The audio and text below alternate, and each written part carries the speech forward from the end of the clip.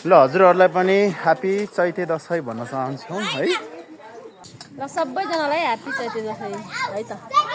साग खाना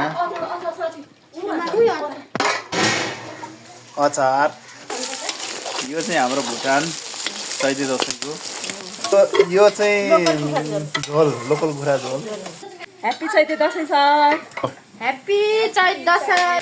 ह्यापी चैते दसैँ सबैजना सर मिस विद्यार्थीहरूलाई। ल चैते दसैँको सबैलाई शुभकामना। ह्यापी चैते दसैँ। ह्यापी चैते दसैँ सबैलाई।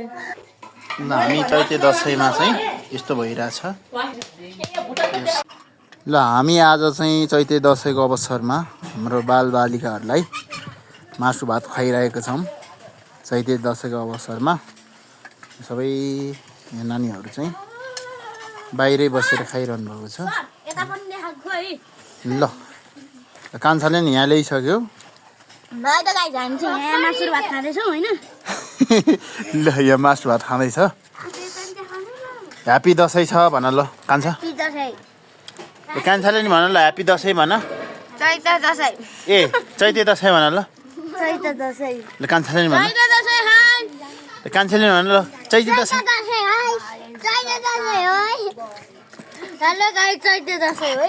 Hello guys Chait Dashain. Hello guys happy Chait Dashain. Happy Dashain. Happy Dashain. Happy Chaite Dashain सबैलाई। ह्यापी चैत दसैँ। चैते दसैँ। ल टक्क लाएर खाने है कान्छी।